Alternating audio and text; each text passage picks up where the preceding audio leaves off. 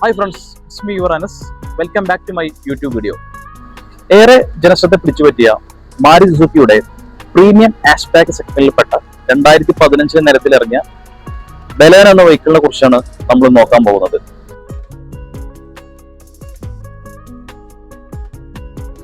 ഒരു 1.2 cc ലിറ്ററിൽ 89.7 PS പവറിൽ 113 എന്ന ടോർക്ക് ഉത്പാദിപ്പിക്കുന്ന 4 സിലിണ്ടറോട് കൂടിയിട്ടുള്ള ഒരു K12N ഡുവൽ ജെറ്റ് എഞ്ചിനാണ് ഇതിലെ എഞ്ചിൻ ഓപ്ഷൻ ആയിട്ട് വരുന്നത്.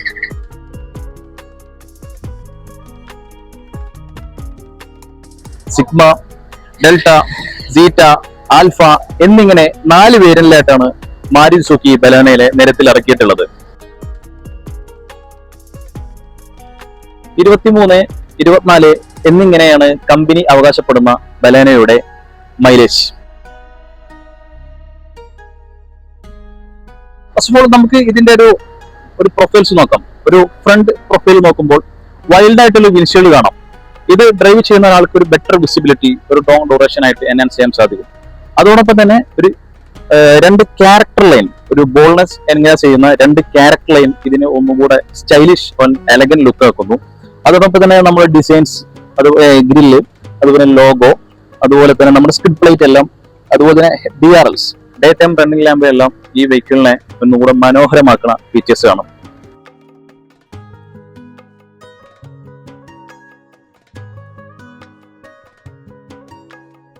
ഒരു സൈഡ് പ്രൊഫൈൽ നോക്കുമ്പോൾ നമുക്ക് ബേസിൽ സ്റ്റാർട്ട് ചെയ്യുന്നത് 15 ഇഞ്ചിന്റെ വീലാണ്. അത് ഫുള്ളോടെ എടുക്കുമ്പോൾ, സീറ്റ ആൽഫയിൽ എടുക്കുമ്പോൾ 16 ഇഞ്ചിന്റെ ഇതുപോലത്തെ സ്റ്റൈലിഷ് ആയിട്ടുള്ള ഡുവൽ ടോൺ ആയിട്ടുള്ള അലോയ് വീലാണ് വരുന്നത്. ഓക്കെ, അതുപോലെ തന്നെ ഇതിന്റെ ഒരു ഗ്രൗണ്ട് ക്ലിയറൻസിനെ കുറിച്ച് പരാമർശിക്കുമ്പോൾ 170 mm, അതായത് 170 മില്ലിമീറ്റർ 17 സെന്റിമീറ്റർ ആണ് ഇതിന്റെ ഗ്രൗണ്ട് ക്ലിയറൻസ് വരുമ്പോൾ.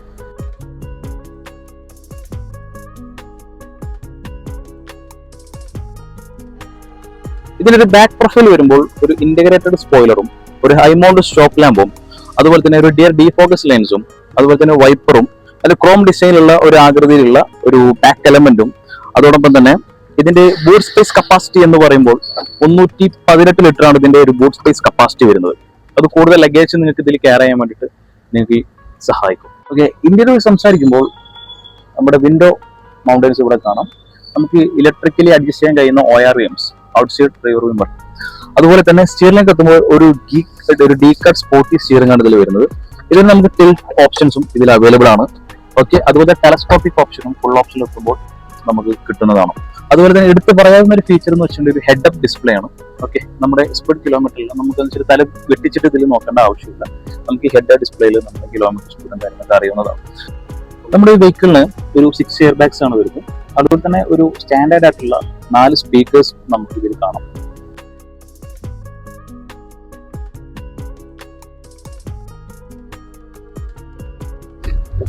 നമുക്ക് ഇതിന്റെ ഒരു ഡ്രൈവ് എക്സ്പീരിയൻസ് നോക്കാം. ഓക്കെ, ഞാനിപ്പോ ഓടിക്കുന്നത്, എന്റെ കയ്യിലുള്ളത് ആൽഫ സെഗ്മെന്റിലെ ഫുൾ ലോഡ് വണ്ടിയാണ്. ബലേനോയിലെ ആൽഫ എന്ന് പറഞ്ഞിട്ടുള്ള ഒരു ഫുൾ ഓപ്ഷൻ വണ്ടിയാണ് ഇപ്പൊ ഞാൻ ഓടിക്കുന്നത്. ഓക്കെ, ഇത് 5 സ്പീഡ്, ഇതിന്റെ ട്രാൻസ്മിഷനെ കുറിച്ച് പറയുമ്പോൾ ഒരു 5 സ്പീഡ് MTയും അതുപോലെ തന്നെ ഒരു 5 സ്പീഡ് ഓട്ടോമാറ്റഡ് ട്രാൻസ്മിഷനുമാണ് ഇതിലെ ഒരു ട്രാൻസ്മിഷൻ ഓപ്ഷൻ, അതായത് ഗിയർ ബോക്സ് വരുന്നത്. ഓക്കെ, റൈഡിങ് കംഫർട്ട് എന്ന് പറയുമ്പോൾ നമുക്ക് അത്യാവശ്യമായിട്ടുള്ള ഒരു ഹെഡ് റൂം, ഒരു ലെഗ് റൂം, എല്ലാ കാര്യങ്ങളും ഇതിൽ കൂടുതലായിട്ടുണ്ട്.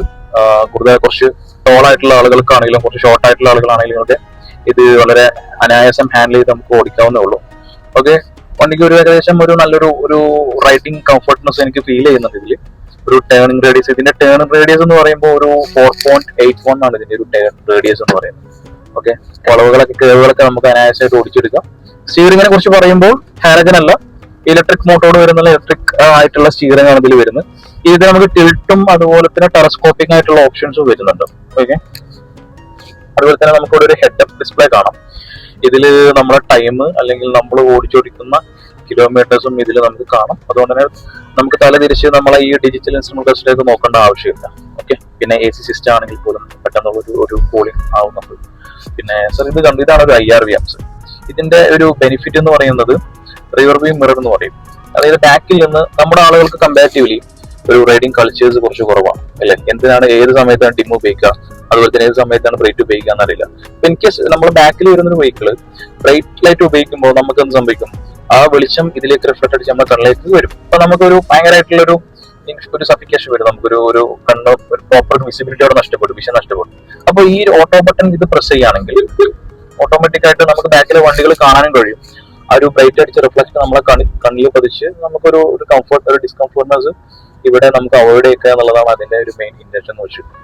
ഓക്കെ, പിന്നെ സ്റ്റാൻഡേർഡ് ആയിട്ട് കൊടുക്കുന്ന 6 എയർ ബാഗ്സ് തന്നെയാണ് പനയിലും വരുന്നത്.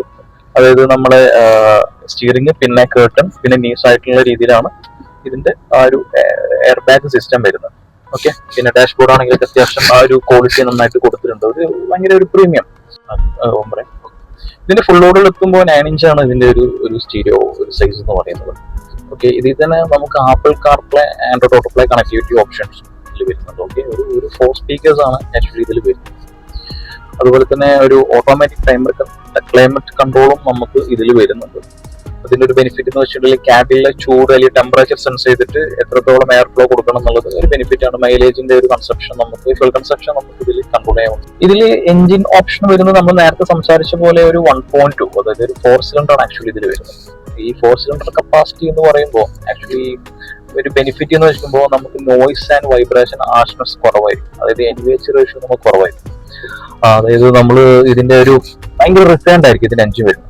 ഇത് പുറത്ത് നമ്മൾ വണ്ടി ഓടിക്കുമ്പോൾ എഞ്ചിന്റെ ആയിട്ടുള്ള ആ ഒരു ശബ്ദം, ആ നോയിസും കാര്യങ്ങളൊന്നും നമുക്ക് കേൾക്കില്ല. അതൊക്കെ പുറത്തുനിന്നുള്ള അൺവാണ്ടഡ് ആയിട്ടുള്ള നോയിസും നമുക്ക് കേൾക്കാൻ കഴിയില്ല. അതുകൊണ്ട് തന്നെ എഞ്ചിൻ വളരെ സൈലന്റ് ആണ്, അതായത് റിഫൈൻഡ് ആണ്. അതുകൊണ്ട് തന്നെ NVH റേഷ്യോ 4 സിലിണ്ടർ ആയതുകൊണ്ട് തന്നെ അത്യാവശ്യം മൈലേജും നമുക്ക് ഇതിൽ കിട്ടും.